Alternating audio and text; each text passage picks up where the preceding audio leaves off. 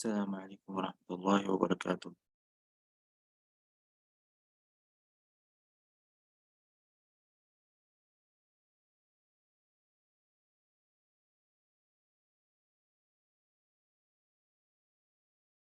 عليكم ورحمة الله وبركاته.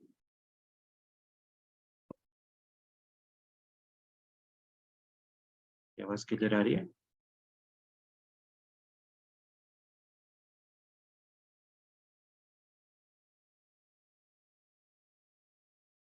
بسم الله الرحمن الرحيم. الحمد لله رب العالمين، والصلاة والسلام على أشرف الأنبياء والمرسلين سيدنا محمد وعلى آله وصحبه أجمعين، أما بعد. हम लोग सूरह बकरा का आगाज़ कर चुके हैं और अल्हम्दुलिल्लाह 3 आयत तक हम पिछले दर्स में मुकम्मल तौर पर उसके तर्जुमा और तशरीह के साथ उसको ले चुके हैं। आज इंशाल्लाह चौथी आयत से हम इसका आगाज़ करेंगे। इसमें फरमाया अल्लाह रब्बुल आलमीन ने, अऊज़ु बिल्लाहि मिनश शैतानिर रजीम, बिस्मिल्लाहिर रहमानिर रहीम, वल्लज़ीना युमिनून बिमा उन्ज़िला इलैका वमा उन्ज़िला मिन क़ब्लिक वबिल आखिरति हुम यूक़िनून उलाइका अला हुदम मिर रब्बिहिम व उलाइका हुमुल मुफ़्लिहून। वल्लज़ीना, और वो लोग जो, यानी कि यहाँ भी एक मजमूई तौर पर अल्लाह रब्बुल आलमीन किसी गिरोह के बारे में उनकी सिफ़ात और उनकी बातें बताना चाह रहे हैं हमें कि वल्लज़ीना, वो लोग जो युमिनून, जो लोग ईमान लाते हैं, ईमान रखते हैं, बिमा उन्ज़िला इलैका, जो कुछ नाज़िल हुआ आप पर ए मोहम्मद सल्लल्लाहु अलैहि वसल्लम, जो कुछ आपके ऊपर नाज़िल हुआ ये लोग उस पर ईमान लाते हैं, ईमान रखते हैं। वमा उन्ज़िला मिन क़ब्लिक, और जो उस पे भी ईमान रखते हैं जो कुछ आपसे पहले नाज़िल किया। वमा उन्ज़िला, और जो कुछ नाज़िल हुआ, मिन क़ब्लिक, आपसे पहले। वबिल आखिरति हुम यूक़िनून, और आखिरत पे भी इनका पुख्ता यकीन होता है। वबिल आखिरति हुम यूक़िनून, और आखिरत पे इनका पुख्ता यकीन है। उलाइका, यही लोग, अला हुदन, यही लोग हिदायत पर हैं, मिर रब्बिहिम, अपने रब की तरफ से। व उलाइका, और बेशक यही लोग, हुमुल मुफ्लिहून, फलाह पाने वाले हैं। उलाइका अला हुदम मिर रब्बिहिम, बेशक यही लोग हिदायत पर हैं अपने रब की तरफ से। व उलाइका हुमुल मुफ्लिहून, और बेशक यही लोग फलाह पाने वाले हैं। तो अल्लाह रब्बुल आलमीन ने पहले फरमाया वल्लज़ीना युमिनून बिमा उन्ज़िला इलैक, कि ये वो लोग हैं जो ईमान लाते हैं ए मोहम्मद सल्लल्लाहु अलैहि वसल्लम जो कुछ आपके ऊपर नाजिल हुआ। और यहाँ पे जो कुछ से मुराद वही है कि जो भी अल्लाह रब्बुल आलमीन की तरफ से वही आपकी तरफ नाजिल की गई है। यहाँ पे ये नहीं कहा कि ये कुरान जो आपकी तरफ नाजिल हुआ है इसके ऊपर ईमान लेके आते हैं, बल्कि यहाँ पे कहा है जो कुछ नाजिल हुआ, यानी कि इसमें एक इशारा मिलता है कि अल्लाह रब्बुल आलमीन की तरफ से कुछ और भी चीज़ें हैं जो नाजिल हुआ, और हम पिछली क्लास में इसको देख चुके हैं कि वो क्या है। वो खुद अल्लाह के रसूल सल्लल्लाहु अलैहि वसल्लम की अहादीस हैं, ठीक है। यानी कि अल्लाह के रसूल सल्लल्लाहु अलैहि वसल्लम की जो सही अहादीस हम तक पहुँची हैं, वो भी बेसिकली अल्लाह रब्बुल आलमीन की ही तरफ से हैं। और ये इशारा जो है ये आपको बहुत सारी आयत से मिलता है। फरमाया अल्लाह रब्बुल आलमीन ने, व अंज़लल्लाहु अलैकल किताब वल हिकमा, कि अल्लाह रब्बुल आलमीन ने आपकी तरफ नाज़िल किया किताब। तो ये किताब मतलब ये कुरान करीम, वल हिकमा, और हिकमत। और बहुत सारे मकाम पर ये हिकमत जो है इससे मुराद हदीस भी लिया गई है कि ये अल्लाह के रसूल सल्लल्लाहु अलैहि वसल्लम की जो अहादीस हैं इसको हिकमत कहा गया है कुरान करीम में बहुत सारे मकामात पर। तो यहाँ भी वही मुराद है कि वल्लज़ीना युमिनून बिमा उन्ज़िला इलैक, कि जो कुछ अल्लाह के रसूल सल्लल्लाहु अलैहि वसल्लम آپ کی طرف نازل کیا گیا ہے یہ اس سب پر ایمان لے کر آتے ہیں، یعنی کہ ان کی مثال ان لوگوں کی طرح نہیں ہے کہ جو کچھ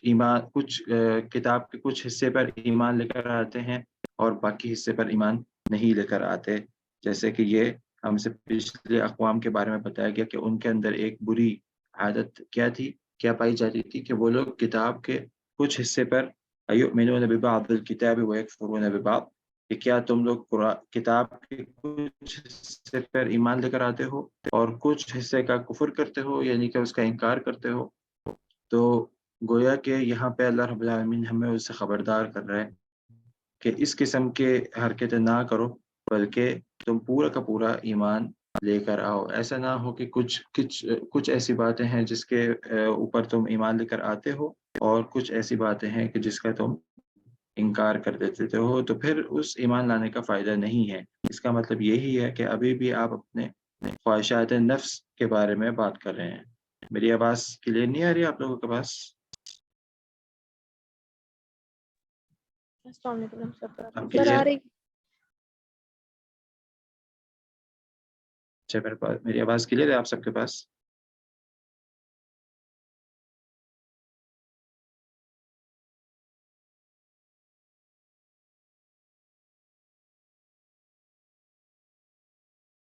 اچھا ٹھیک ہے، میرے خیال سے پھر جس کے پاس مسئلہ ہو رہا ہے آپ اپنے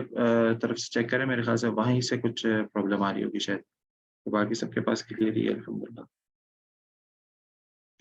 ٹھیک ہے، یہاں پہ خبردار یہ کرنا تھا کہ اللہ رب العالمین نے کہا کہ جو کچھ آپ کی طرف نازل کیا گیا ہے اے محمد صلی اللہ علیہ وسلم،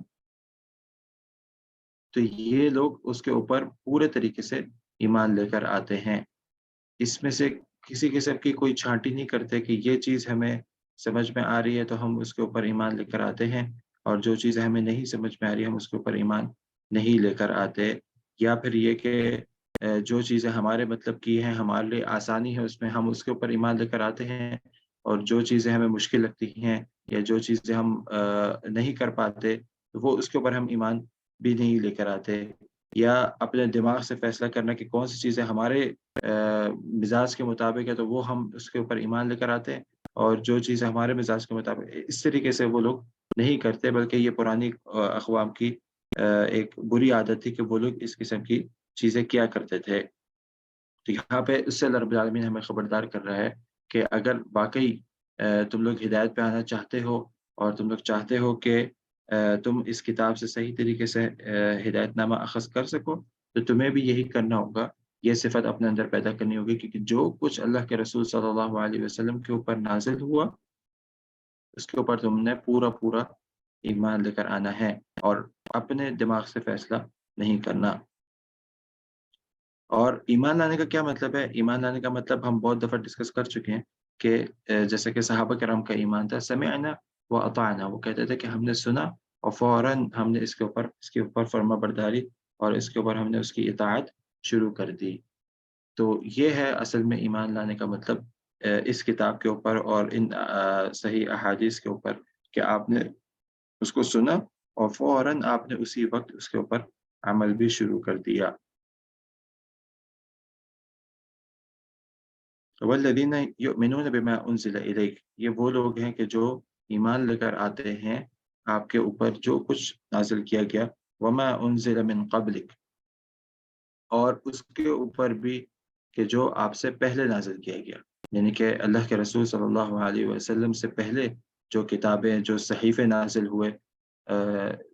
موسیٰ علیہ السلام کے اوپر صحیفہ نازل ہوا اور ابراہیم علیہ السلام کے اوپر صحیفے نازل ہوئے، اور جو کتابیں اس سے پہلے نازل ہوئی تورات، زبور، انجیل،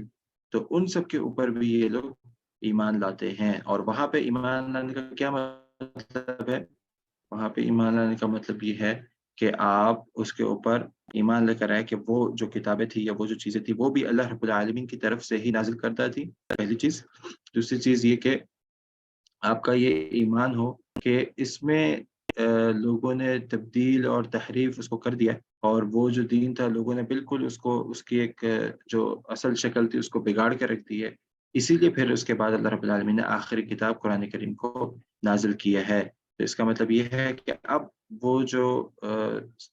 تمام جو کتابیں ہیں، اب آپ کا اس کو پڑھنا یا اب آپ کا اس میں سے کوئی چیز اخذ کرنا وہ صحیح نہیں ہے، بلکہ آپ کا صرف یہ ایمان ہو کہ جو اس وقت نازل ہوئی تھی وہ واقعی اللہ رب العالمین کی طرف سے تھی، اور آج جو موجود ہے ان کے اندر جو کتابیں موجود ہیں، تو اس میں سے ہو سکتا ہے بہت ساری چیزیں صحیح ہوں، بہت ساری چیزیں ایز اٹ از ہی ہوں، لیکن یہ کہ اس میں بہت ساری تحریف بھی آ گئی ہے، تو پھر یہ کہ اب اس کے اوپر عمل کرنا جائز نہیں ہے۔ تو پھر یہ کہ وہ چیزیں ساری منسوخ ہو گئی ہیں اور قرآن کریم آیا، اب جو دین ہے، جو ایک اکیلا راستہ ہے جنت میں جانے والا، وہ یہ ہے کہ آپ نے قرآن کریم کو ہی فالو کرنا ہے اور پیارے محمد رسول اللہ صلی اللہ علیہ وسلم کی احادیث کو ہی فالو کرنا ہے، تبھی آپ جنت میں جا سکتے ہیں۔ اور ساتھ ہی ساتھ آپ نے صرف یہ ایمان رکھنا ہے کہ وہ جو کتابیں تھیں وہ بھی اللہ رب العالمین کی طرف سے ہی نازل کردہ تھیں۔ تو پچھلی کتابوں کے اوپر ایمان لانے کا مطلب یہ ہے کہ آپ اس کے اوپر ایمان لے کے آئیں کہ وہ اللہ کی طرف سے نازل کردہ تھی اور اس میں تحریف ہو چکی ہے، تو اس کے اوپر اب عمل نہیں کرنا چاہیے، نہ ہی اس کو پڑھنا چاہیے۔ اور اس کتاب کے اوپر اور اس وحی کے اوپر ایمان لانے کا کیا مطلب ہے کہ یہ وحی جو ہے یہ محفوظ ہے ہر قسم کی تحریف سے، تو پھر یہ کہ اس کے اوپر اب ہم نے ایمان لے کر آنا ہے اور اس کے اوپر ایمان کے ساتھ ساتھ عمل بھی کرنا ہے، تو اس وحی کے اوپر ایمان لانے کا یہ مطلب ہے۔ والذین یؤمنون بما انزل الیک، یہ وہ لوگ ہیں جو ایمان لے کر آئے اے محمد صلی اللہ علیہ وسلم آپ کے اوپر جو کچھ نازل ہوا،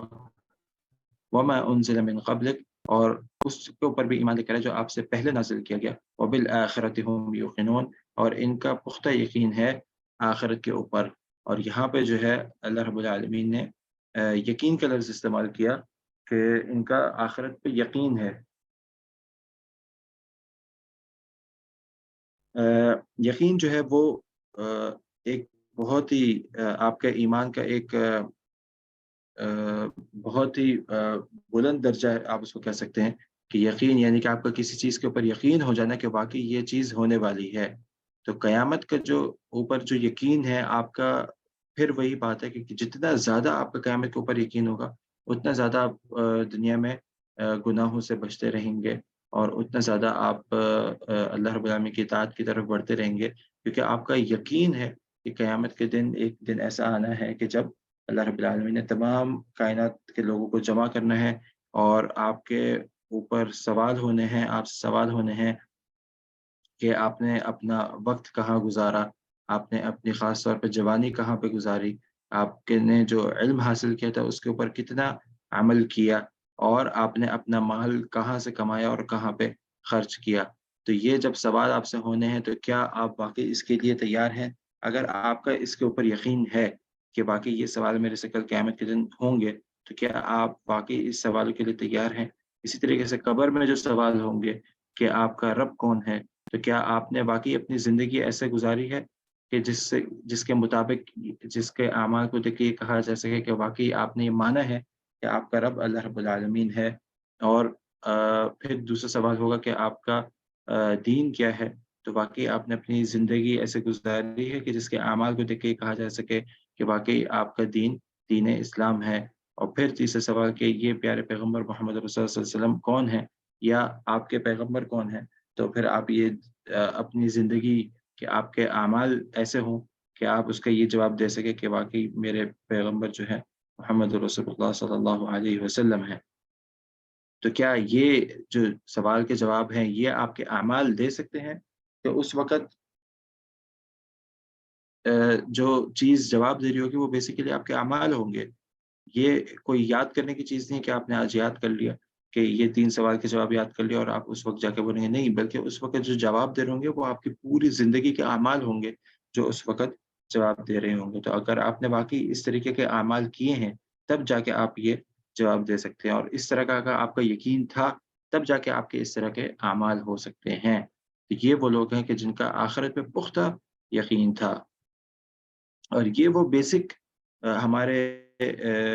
دین کا حصہ ہیں کہ جو مشرکین مکہ نے انکار کیا تھا۔ اور یہ جو صورت ہے سورہ بقرہ، بیسیکلی یہ مدنی صورت ہے، یہ مدینہ میں نازل ہوئی ہے، مدنی دور میں نازل ہوئی ہے۔ تو یہاں پہ اسی لیے اللہ رب العالمین نے صرف مختصر سا تذکرہ کیا ہے ایسے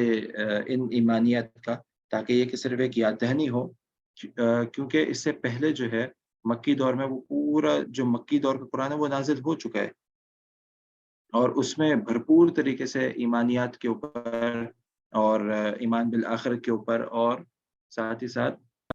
قرآن کے اوپر ایمان پر اور اللہ کے رسول صلی اللہ علیہ وسلم کے اوپر ایمان لانا، اس کے اوپر تفصیلی گفتگو ہو چکی ہے۔ تو اس لیے یہاں پہ آپ دیکھیں گے کہ اللہ رب العالمین نے صرف ایک مختصر سا تذکرہ کر کے کہ یہ اس کی یاد دہانی ہو جائے، اور پھر اصل گفتگو کی طرف آئیں گے کہ جو ہمیں آگے نظر آئے گی۔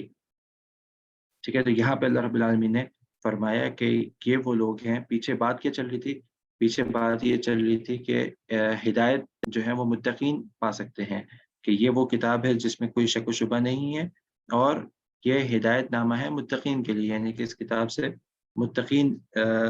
فائدہ اخذ کر سکتے ہیں، اس کتاب سے متقین ہدایت پا سکتے ہیں۔ اور پھر متقین کی آگے صفات کیا تھی؟ پہلی 3 صفات ہم نے پچھلی آیت میں دی، الذین یؤمنون بالغیب، کہ جو کہ غیب پر ایمان لاتے ہیں، وَيُقِيمُونَ الصَّلَاةَ، اور نماز کو قائم کرتے ہیں، وَمِمَّا رَزَقْنَاهُمْ يُنْفِقُونَ، اور جو کچھ اللہ رب العالمین نے رزق دیا ہے اس میں سے خرچ کرتے ہیں۔ پھر دوبارہ فرمایا وَالَّذِينَ يُؤْمِنُونَ بِمَا أُنزِلَ إِلَيْكَ،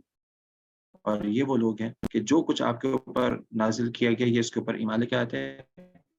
وما انزل من قبلک، اور جو کچھ آپ سے پہلے نازل کیا گیا اس کے اوپر بھی ایمان لے کر آتے ہیں، وبالآخرۃ هم یوقنون، اور آخرت پر یقین رکھتے ہیں۔ آخرت، یوم آخرت، اس سے مراد یوم القیامہ ہے، یعنی کہ وہ دن، آخری دن جب حساب اور کتاب ہونا ہے، جس کے بعد پھر ایسا کبھی نہ دن اس سے پہلے آیا تھا نہ اس کے بعد ایسا کوئی دن آئے گا، تو اس لیے یہ آخرت سے مراد ہوتا ہے۔ آخرت یعنی کہ آخری دن جو جب حساب لیا جائے گا، تو اس حساب والے دن پر یعنی کہ آخرت پر ان کا پختہ یقین ہوتا ہے۔ تو یہ اللہ رب العالمین نے تقریباً 3 صفات پچھلی آیت میں، اور تقریباً 3 صفات اس آیت میں اللہ رب العالمین نے ان کی بتائی ہیں۔ پھر اللہ رب العالمین نے فرمایا اولئک علی ھدی من ربہم، کہ یہ وہ لوگ ہیں جو ہدایت پر ہیں اپنے رب کی طرف سے، اولئک علی ھدی من ربہم، یہ اپنے رب کی طرف سے ہدایت پر ہیں، واولئک ھم المفلحون، اور یہی لوگ فلاح پانے والے ہیں، یہی لوگ کامیاب ہونے والے ہیں۔ اولئک لوگوں کے گروہ کے لیے استعمال ہوتا ہے، اولئک یہ لوگ، علی ھدی ہدایت پر ہیں، من ربہم اپنے رب کی طرف سے۔ یہاں پر بھی اللہ رب العالمین نے ایک اشارہ دے دیا ہے کہ بہت سارے ایسے لوگ ہیں کہ جو یہ سمجھتے ہیں کہ ہم ہدایت پر ہیں، حالانکہ وہ اپنے رب کی طرف سے ہدایت پر نہیں ہوتے، وہ خود اپنی ہی طرف سے ہدایت پر ہوتے ہیں۔ ان کو خود کو یہ سمجھ آ رہا ہوتا ہے، ان کو خود کو یہ محسوس ہو رہا ہوتا ہے کہ وہ ہدایت پر ہیں، حالانکہ وہ ہدایت پر نہیں ہوتے۔ تو اصل ہدایت پر کون ہے؟ اصل ہدایت پر وہ شخص ہے کہ جو اپنے رب کی طرف سے ہدایت پر ہے۔ کیا فرق ہے دونوں میں؟ ایک شخص خود اپنے آپ کو سمجھ رہا ہے کہ میں ہدایت پر ہوں، اور ایک شخص وہ ہے کہ جو واقعی اپنے رب کی طرف سے ہدایت پر ہے۔ ایک شخص جو خود یہ سمجھ رہا ہے کہ میں ہدایت پر ہوں، وہ بڑا ہی گمراہ قسم کا شخص ہے کہ جو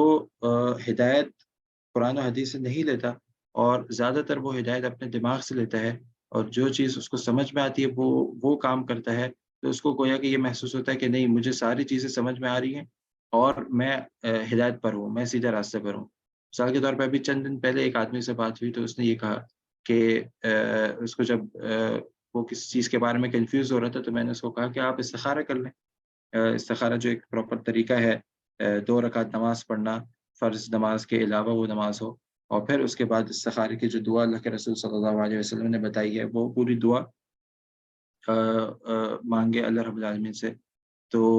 آگے سے اس کا یہ کہنا تھا کہ نہیں، میں استخارے کو یہ مانتا ہوں کہ چونکہ وہ آپ کے دل میں اللہ تعالیٰ آپ کے دل کو مطمئن کر دیتا ہے، تو آپ وہ کام کرو۔ مطلب استخارہ یہ ہے کہ آپ صرف اس کام میں جاؤ، اگر وہ آپ کا دل اس پہ مطمئن ہو رہا ہے تو پھر ٹھیک ہے، اگر مطمئن نہیں ہو رہا تو اس کا مطلب ہے وہ اللہ تعالیٰ نے آپ کے لیے اختیار نہیں کیا۔ مطلب اس کا کہنے کا مطلب یہ تھا کہ دعا مانگنا ضروری نہیں ہے، آپ صرف اس کام میں ہی لگنا شروع ہو جاؤ، اگر آپ کا دل مطمئن ہے تو وہ اللہ کی طرف سے ہے۔ نہیں یہاں پر اب یہاں پہ ہم کہہ سکتے ہیں کہ نہیں یہ بات صحیح نہیں ہے، بلکہ استخارے کا چونکہ اللہ کے رسول کا پورا ایک طریقہ بتایا استخارہ کیا ہوتا ہے۔ ایک دعا ہے، وہ آپ دعا مانگیں گے، اس دعا کے بعد اگر آپ کا دل اس پہ مطمئن ہے تو پھر اس کا مطلب ہے ٹھیک ہے، لیکن اگر آپ کا دل اس میں مطمئن نہیں ہے تو اس کا مطلب یہ ہے کہ آپ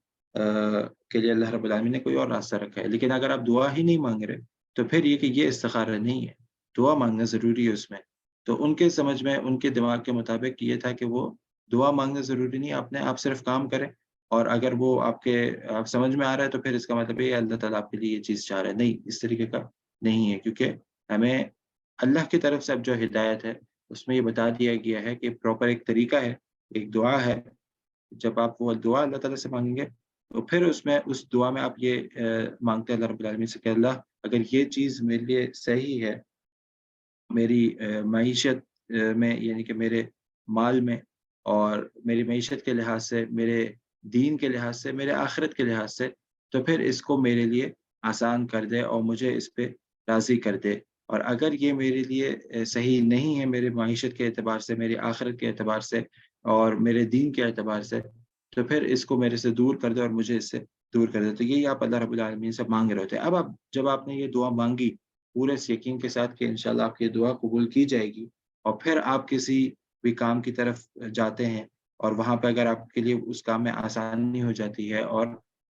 آپ کا دل اس پہ مطمئن ہو جاتا ہے، تو اس کا مطلب اب یہ ہے کہ اب آپ اپنے رب کی طرف سے ہدایت پر ہیں۔ لیکن اگر آپ دعا ہی نہیں مانگ رہے اور صرف آپ کے دماغ میں یہ بات آئی کہ نہیں یہ کام اس طریقے سے ہے اور آپ اس کو کرتے جا رہے ہیں، تو آپ خود سمجھ یہ رہے ہیں کہ آپ ہدایت پر ہیں، حالانکہ آپ ہدایت پر نہیں ہیں، اپنے رب کی طرف سے ہدایت پر نہیں ہیں۔ تو یہ وہ لوگ ہیں کہ جو اپنے رب کی طرف سے ہدایت پر ہیں، اولئک علی ھدی من ربہم، اپنے رب کی طرف سے ہدایت پر ہیں۔ اچھا، کیسے ہمیں پتہ چل سکتا ہے کہ ہم اپنے رب کی طرف سے ہدایت پر ہیں، یا آ، ہم بھی اس گمان میں تو نہیں ہے کہ ہم واقعی خود ہدایت پر ہیں لیکن در حقیقت ہم ہدایت پر نہیں ہیں؟ کوئی بتا سکتا ہے اس کا جواب؟ کیسے ہمیں یہ پتہ چل سکتا ہے، ہمیں کیسے یہ مطمئن ہم ہو سکتے ہیں کہ واقعی ہم بھی جو ہیں وہ اپنے رب کی طرف سے ہدایت کیسے اخذ کر سکتے ہیں؟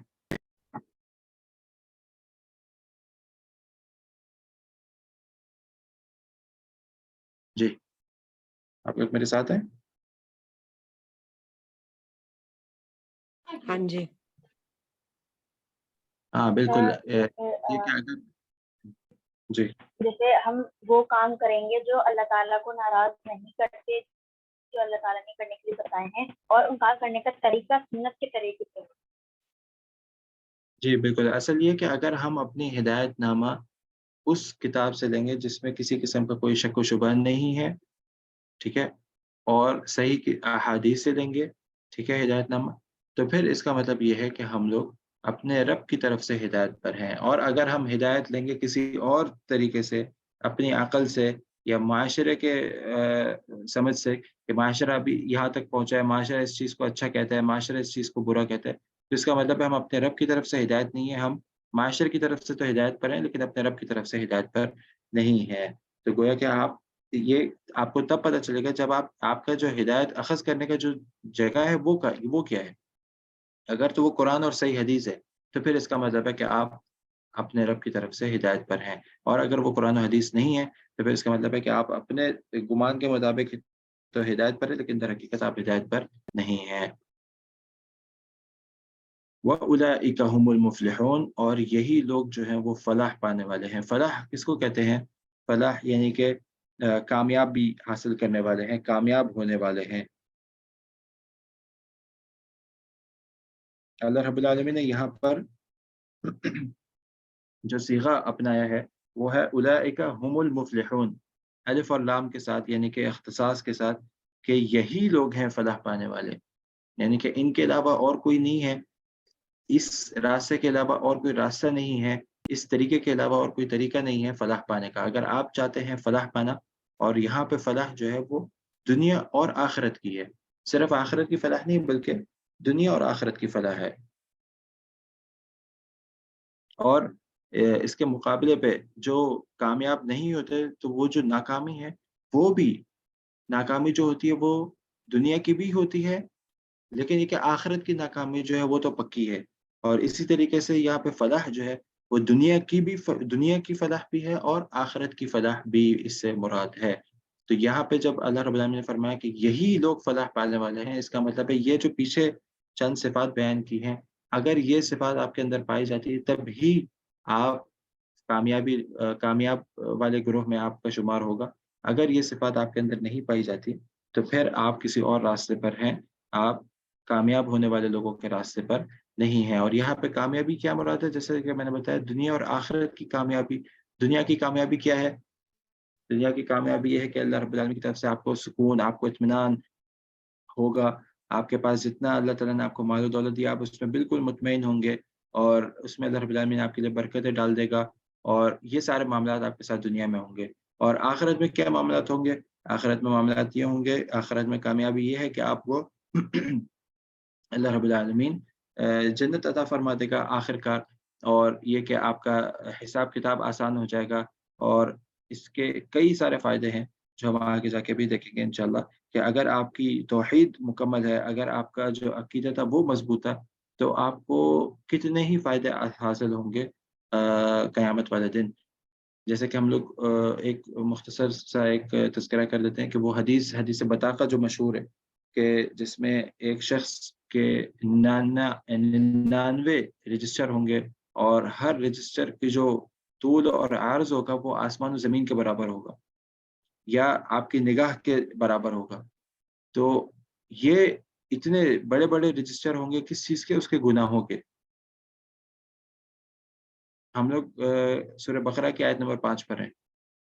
یہ جو اس کے رجسٹر ہوں گے اتنے بڑے بڑے، اس میں سارے کے سارے شروع سے آخر تک اس کے گناہ درج ہوں گے، کہ یہ اس بندے نے یہ بھی گناہ کیا، اس بندے نے یہ بھی گناہ کیا، اس بندے نے یہ بھی گناہ کیا،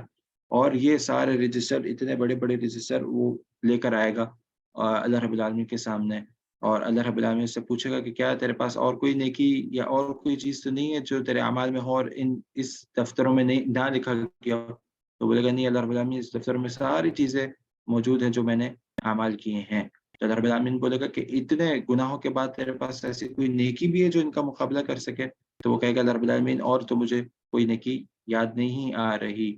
تو اللہ رب العالمین بولے گا لیکن تیری ایک نیکی میرے پاس موجود ہے، اور پھر ایک بطاقہ یعنی کہ ایک چھوٹا سا کاغذ لے کے آیا جائے گا، اور جس پہ اس کا جو کلمہ ہے،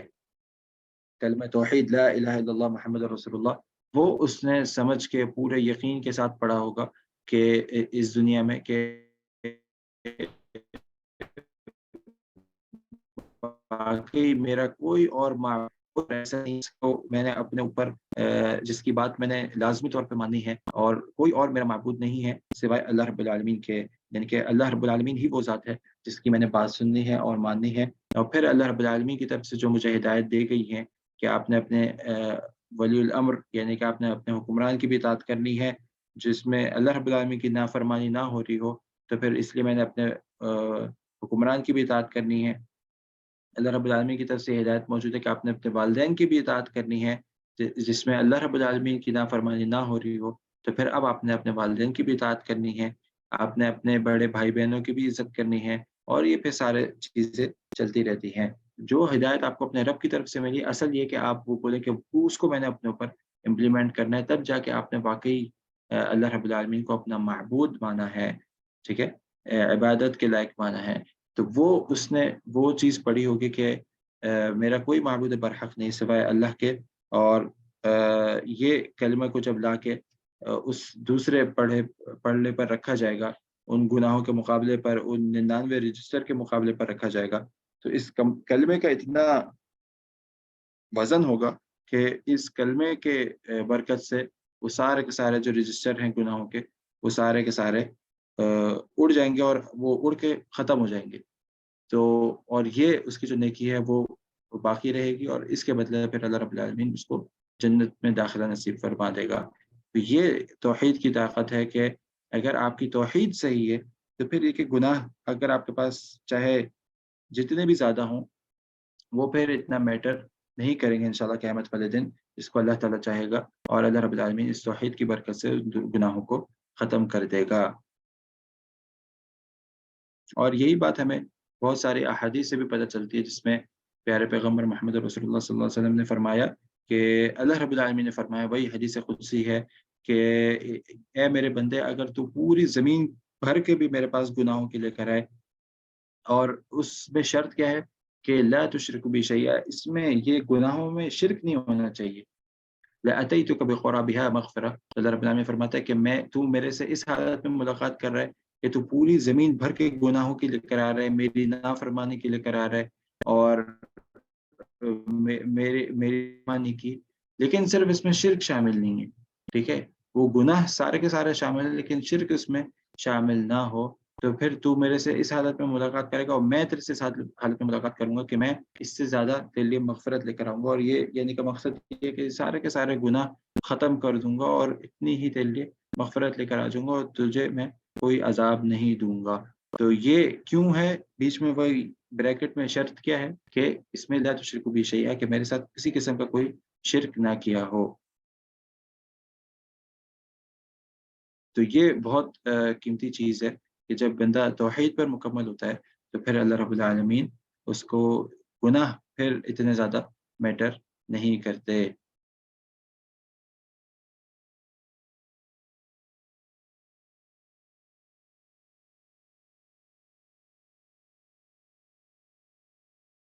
تو یہ 6 نشانیاں اللہ رب العالمین نے ان کے بارے میں بتائی ہیں کہ جو فلاح پانے والے ہیں، یعنی کہ جو کامیاب ہونے والے لوگ ہیں، اور یہ کامیابی ہی درکار ہے۔ ہم لوگ بھی جو نماز پڑھتے ہیں، ہم لوگ جو روزے رکھتے ہیں، ہم لوگ جو اس دنیا میں بھیجے گئے ہیں، تو اصل مقصد یہ ہے کہ ہم اس دنیا میں کامیاب ہو کر رہیں۔ یہ ایک دار امتحان ہے، ہمارے لیے ایک دار ٹیسٹ کی جگہ ہے۔ تو اگر کامیاب ہونا ہے تو اس وقت اس جگہ پر ہم نے صحیح اعمال کرنے ہیں، اور صحیح اعمال کی دوسروں کو تلقین دینی ہے، تبھی جا کے ہم کامیاب ہو سکتے ہیں۔ اور اگر جو اس کے اوپر اس ہدایت نامے کے اوپر عمل نہیں کرے گا، اس کو نہیں سمجھے گا، اس کے اوپر عمل نہیں کرے گا، تو پھر وہ کامیاب نہیں ہو سکتا، کیونکہ اس کو پتہ ہی نہیں تھا کہ کامیابی کا راستہ کیا ہے۔ تو سب سے پہلے یہی کہ آپ نے اس ہدایت نامے کو پڑھنا ہے، اس کو سمجھنا ہے، اور پھر دوسرا یہ کہ اس کے اوپر عمل کرنا ہے۔ تو یہ 2 چیزیں جب انشاءاللہ شامل ہوں گی، تبھی آپ کا شمار بھی ان لوگوں میں ہوگا کہ جو فلاح پانے والے ہیں، جو کامیاب ہونے والے ہیں، اور ان لوگوں میں آپ کا شمار نہیں ہوگا کہ جو لوگ کامیابی حاصل کرنے والے نہیں ہیں۔ تو ہم لوگ پھر یہیں اس کا اکتفا کرتے ہیں، کیونکہ اگلی جو آیت ہے وہ ایک دوسرے موضوع سے ہے، تو ہم اس کو کوشش کریں گے انشاءاللہ کل اس موضوع کو، جو دوسرا موضوع ہے ہمارا، اس کو انشاءاللہ کل لے کے چلیں گے۔ تو اس کے مطابق کسی کا کوئی سوال ہے تو وہ پوچھ سکتا ہے ہم سے۔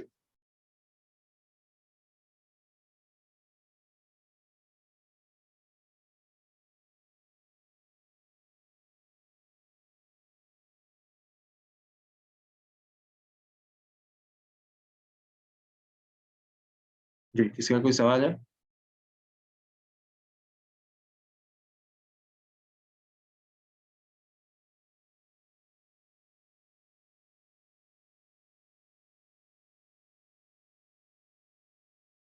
کسی کا کوئی سوال نہیں ہے؟ چلیں پھر میں ہی سوال پوچھ لیتا ہوں کہ جب اسٹوڈنٹس کا کوئی سوال نہیں ہوتا تو پھر چاہیے کہ ٹیچر کو چاہیے کہ وہی سوال پوچھے، تاکہ سمجھ میں پتہ چل جائے کہ سامنے والے کو سمجھ میں آئے کہ نہیں آئے۔ اللہ رب العالمین نے فرمایا کہ والذین یؤمنون بما انزل الیک وما انزل من قبلک، کہ یہ وہ لوگ ہیں جو ایمان لے کر آتے ہیں اے محمد صلی اللہ علیہ وسلم جو کچھ آپ کے اوپر نازل ہوا، اور اس کے اوپر بھی ایمان لے کر آتے ہیں جو آپ سے پہلے نازل ہوا۔ تو جو پہلے نازل ہوا اس کے اوپر ایمان لانے کا کیا مطلب ہے؟ اللہ تعالیٰ کی جتنی بھی کتابیں اس سے پہلے نازل ہوئی ہے ان کتابوں پر ایمان لانا، تمام جتنے بھی انبیاء گزرے ہیں تمام انبیاء پر ایمان لانا۔ بالکل، تمام انبیاء پہ ایمان لانا، اور جو کچھ اللہ رب العالمین کی طرف سے کتابیں نازل ہوئی ہیں اس کے اوپر ایمان لے کے آنا۔ اور لیکن یہ ایمان کا طریقہ کیا ہوگا، بیسیکلی سوال یہ تھا۔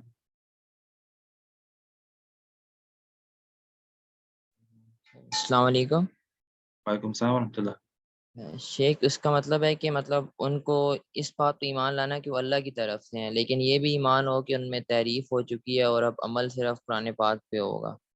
جی بالکل، اب اس کے اوپر عمل نہیں کرنا ہم نے، ایمان اس کے اوپر یہ لے کر آنا ہے کہ یہ اللہ رب العالمین کی طرف سے نازل کردہ تھی اور ان میں تحریف ہو چکی ہے، تو اب اس کو پڑھنا اور اس کے اوپر عمل کرنا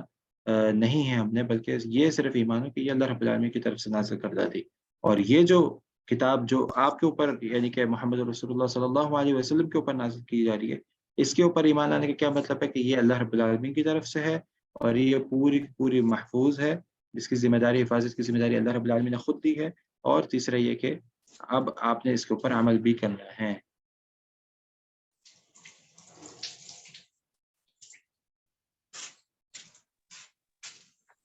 اچھا، میں کون سی جی تفسیر شیخ، استعمال کرتا ہوں؟ میں جو ہے وہ تفسیر شیخ عبدالسلام بٹوی رحمہ اللہ کی تفسیر استعمال کرتا ہوں، ساتھ ہی ساتھ تفسیر ابن کثیر بھی استعمال کرتا ہوں، اور بھی کچھ تفاسیر ہے وہ میں استعمال کرتا ہوں الگ الگ مقامات کی، کیونکہ ہر تفسیر جو ہے وہ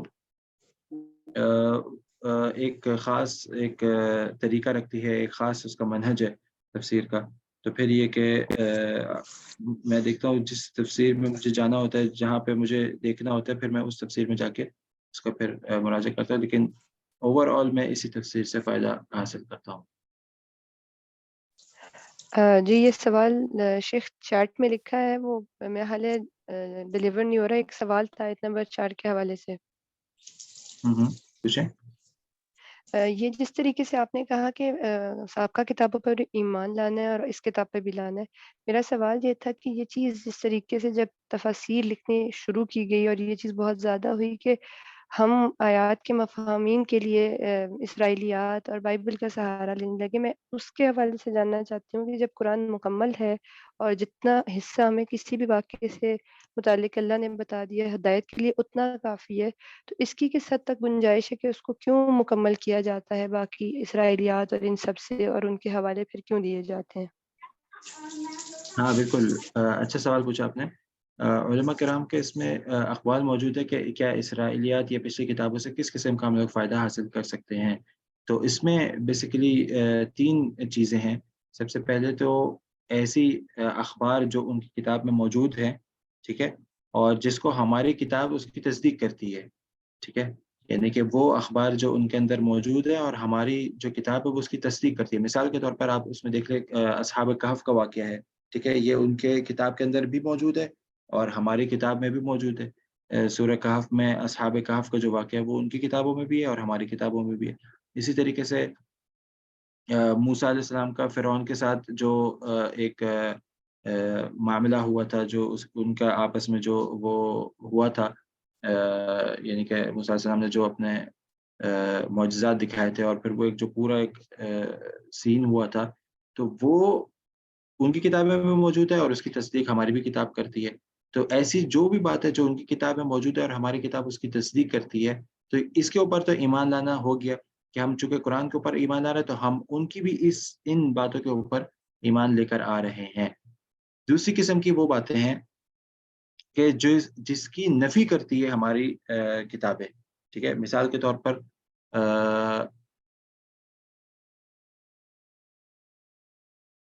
مجھے ابھی خاص طور پہ اس کی ایسی مثال یاد نہیں آ رہی، لیکن یہ کہ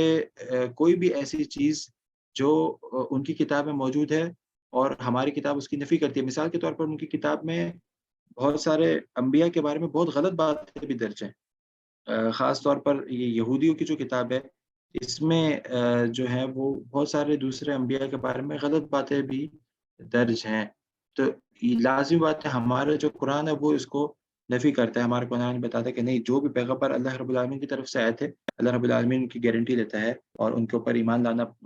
پورا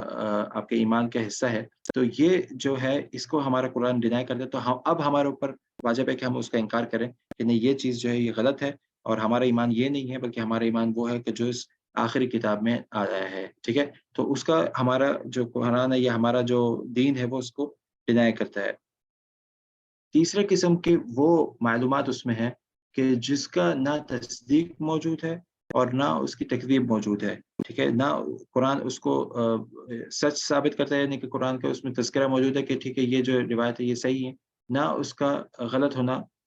ثابت ہوتا ہے ہمارے دین میں۔ اس کی مثال کیا ہے؟ اس کی مثال بہت تفصیل کے ساتھ جو آتی ہیں، یہ اصحاب کہف کا ہی واقعہ لے لیں اگر، تو اس میں بہت سارے ایسی تفاصیل موجود ہے کہ یہ لوگ اتنے تھے اور کیا کیا تھے، اور بہت ساری ایسی تفاصیل موجود ہے جو ہمارے قرآن میں ہمیں نہیں ملتی ہے، صحیح حدیث میں ہمیں نہیں ملتی۔ اب اس کے اوپر کیا کیا جائے؟ اس کے اوپر ایمان لایا جائے یا نہ لایا جائے، یا استفادہ حاصل کیا جائے یا نہ کیا جائے؟ اس میں علماء کرام کے اقوال موجود ہیں۔ کچھ کہتے ہیں کہ نہ کریں اس میں، کیونکہ وہ جب ہمیں پتہ ہے کہ وہ تحریف ہو چکی ہے، تو پھر کیسے پاسبل ہے کہ ہم کسی چیز کو آگے بیان کر رہے ہوں جبکہ وہ محرف ہو چکی ہے، یہ چیز میں تحریف موجود ہے، ٹھیک ہے؟ تو آپ جو بیان کر رہے ہیں اگر اس میں تحریف موجود ہے تو آپ کیسے بیان کر رہے ہیں پھر اس کو؟ تو اس لیے بیان نہ کریں۔ اور کچھ کہتے ہیں کہ نہیں، آپ اس کو بیان کر سکتے ہیں، کیونکہ ہم جب یہ مان رہے ہیں کہ یہ اللہ کی طرف سے ہے اوور آل، تو پھر یہ کہ اگر وہ جو معلومات ہے وہ قرآن و حدیث کے مخالف نہیں جا رہی، اس میں صرف تفصیل ہی موجود ہے، جس میں اصحاب کہف کے نام بھی موجود تھے۔ تو اب یہ نام جو ہے یہ ہماری دین میں نہیں پتہ ہمیں کہ ان کے نام کیا تھے، ٹھیک ہے؟ باقی ان کا قصہ جو ہے وہ تو اوور آل پتہ ہے، لیکن ان کے نام کیا تھے، یہ تفاصیل جو ہیں یہ ہمیں نہیں پتہ۔ تو پھر یہ کہ اس سے کیا کیا جائے، اس میں علماء کرام کے اقوال موجود ہے۔ کچھ کہتے ہیں اس سے فائدہ حاصل کر سکتے ہیں، تو پھر وہ اپنی تفسیر کی کتاب میں بھی کبھی کبھار اس کو شامل کرتے ہیں، اور یہ کہ تفسیر پڑھاتے وقت بھی اس کو شامل کرتے ہیں۔ اور کچھ ہیں وہ کہتے ہیں کہ نہیں، اس سے فائدہ نہیں حاصل کرنا چاہیے۔ اور میرے اگر آپ مجھ سے پوچھیں اللہ عالم، تو یہی بہتر زیادہ لگتا ہے کہ نہ اس سے فائدہ حاصل کیا جائے، کیونکہ جو ہمیں وہ واقعہ ملتا ہے حضرت عمر کا، کہ جس میں وہ تورات کا ایک ورقہ پڑھ رہے تھے اور جس کو دیکھ کے اللہ کے رسول غصے ہو گئے تھے، اور تو اس واقعے سے پتہ یہ چلتا ہے کہ آپ اس کو نہ پڑھیں بالکل۔ علاوہ یہ کہ آپ کا واقعی اس سے تبلیغ کرنا آپ کو مقصود ہو، جیسے مثال کے طور پہ ڈاکٹر ذاکر نائک ہیں، یہ اس کو استعمال کرتے ہیں اس کی تبلیغ میں، تو یہ تو پھر ٹھیک ہے، چلو یہ ایک الگ وہ ہے، لیکن اس سے فائدہ حاصل کرنا یا اس کو اپنے لیے پڑھنا، تو یہ پھر جائز نہیں ہے، اس کو نہیں پڑھے، اور یہ کہ اس سے کوئی اس قسم کی کوئی چیز بھی اخذ نہ کریں۔ ہاں، صرف ہم اس کے اوپر ایمان لے کر آتے ہیں جو ہماری دین میں جس کی موافقت آتی ہے۔ باقی یہ کہ جس میں موافقت نہیں آتی، یعنی کہ اس میں کچھ بھی نہیں آتی، نہ موافقت آتی نہ مخالفت آتی ہے، اور وہ کہ جس میں مخالفت آتی ہے تو اس کا تو بالکل ہم رد کرتے ہیں۔ جس میں کچھ نہیں آتی اس کے بارے میں ہم کچھ نہیں کہتے۔ ہو سکتا ہے وہ بات صحیح ہو اور ہو سکتا ہے وہ صحیح نہ ہو، لیکن اس سے فائدہ اخذ نہ کریں، تو یہ زیادہ بہتر ہے۔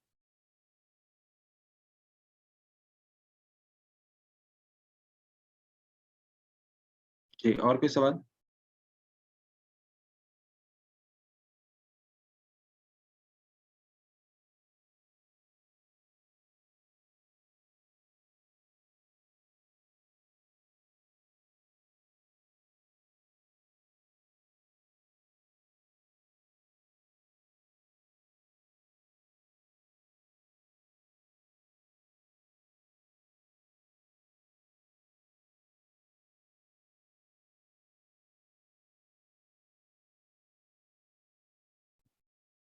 جی، اور کسی کا کوئی سوال ہے؟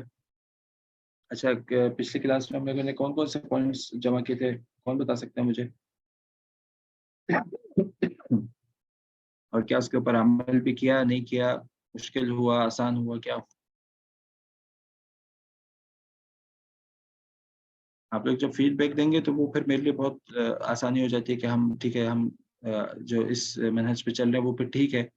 اگر یہ کہ بالفرض آپ کو کوئی پریشانی ہو رہی ہے، کوئی چیز ہو رہی ہے، تو آپ لوگ کو شیئر کریں گے، تو پھر ہم اس کو پھر چینج کر سکتے ہیں، دیکھ سکتے ہیں اور کیا اس میں بہتری ہو سکتی ہے، یا آپ لوگوں کے دماغ میں کوئی اور بہتر پلان ہو تو وہ آپ لوگ بتا سکتے ہیں بالکل۔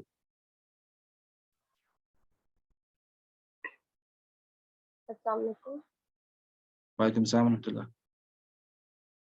سر، لاسٹ میں جو آپ کوائٹ کی بات کر رہے ہیں اس میں تھا کہ چھپتے گناہ کرنے سے ہم لوگ بچنا چاہ رہے تھے، اور ایک کیا نماز صحیح ٹائم پہ واپس بتائیں؟ چھپے ہوئے گناہوں سے بچنے کے لیے، آپ کا سمجھ میں نہیں آ رہی اور بات۔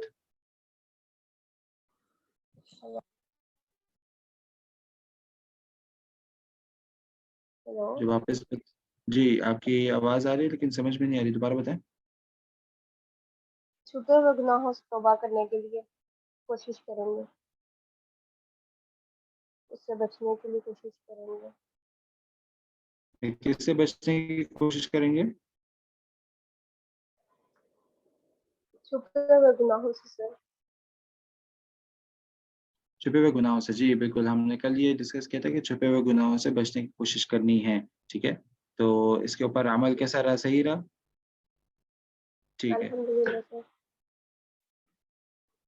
अच्छा सही है। और अच्छा आज जी? नेक्स्ट नमाज कायम करने के बारे में बात की थी और अल्हम्दुलिल्लाह उस पे अमल भी किया। अच्छा अल्हम्दुलिल्लाह सही है। अच्छा आज का जो दर्स है इसमें से क्या-क्या हमें और गैब फ़ायदा पे हासिल होता है? ईमान लाने इसमें का से पुख्ता हमें अभी यकीन आज भी करना है। जी, मैं कह रहा हूँ कि आज का जो दर्स है इसमें से भी हमें 5 फ़ायदे निकालने हैं, तो इसमें से भी कोई एक फ़ायदा निकाल के दें कि आज के जो दर्स है इसमें क्या हमें क्या चीज़ हम प्रैक्टिस में लेके आ सकते हैं? जी, अस्सलाम वालेकुम। वालेकुम सलाम व रहमतुल्लाह। जो एक बहुत ज़्यादा पॉइंट आज हिट किया, जो स्पेशली आज का बहुत बड़ा मसला है कि अपनी मंतक या अपनी समझ को कुरान और सुन्नत से बालातर रखना, खुद को खुद हिदायत पे समझना, और जो मनहज सल्फ़ सालिहीन को फॉलो कर रहे हैं उनको ये कह देना कि ये जो है बस अपनी ही आप लोगों की उलमा की एक सोच है जिसको आप फॉलो कर रहे हैं, और खुद को खुद हिदायत पे समझना ये आज दावत के दौरान बहुत ज़्यादा फेस करना पड़ता है। उससे इस साइड से बहुत ज़्यादा ये समझ में आ रहा है कि नहीं, हिदायत वो नहीं है जो कोई खुद हिदायत पे समझे, बल्कि हिदायत वो है जो अल्लाह जिसको हिदायत दे। तो जी, ये बिल्कुल। वाली चीज़। हाँ, बिल्कुल ऐसे ही है। असल हिदायत वही है कि जो अल्लाह रब्बुल आलमीन की तरफ से नाज़िल होती है, ठीक है? तो इसमें हम लोग इसको प्रैक्टिस में कैसे लेके आ सकते हैं? कुरान और हदीस को फॉलो करके। ये कुरान और हदीस को फॉलो करके। लेकिन आज हम क्या ऐसा चीज़ नोट करें कि जो हम लोग कल तक इसको प्रैक्टिस में ला सकें?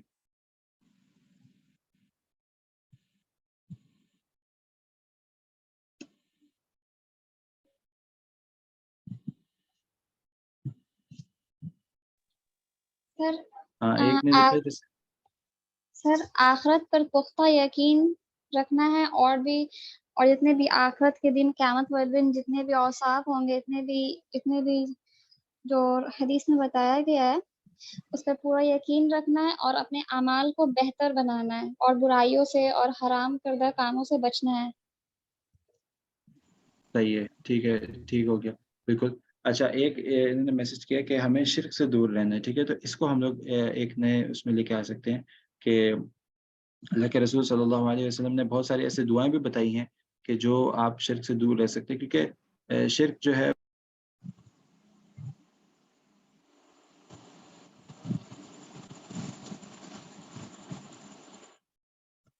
भेज रही है हम्म। इंसान को क्या है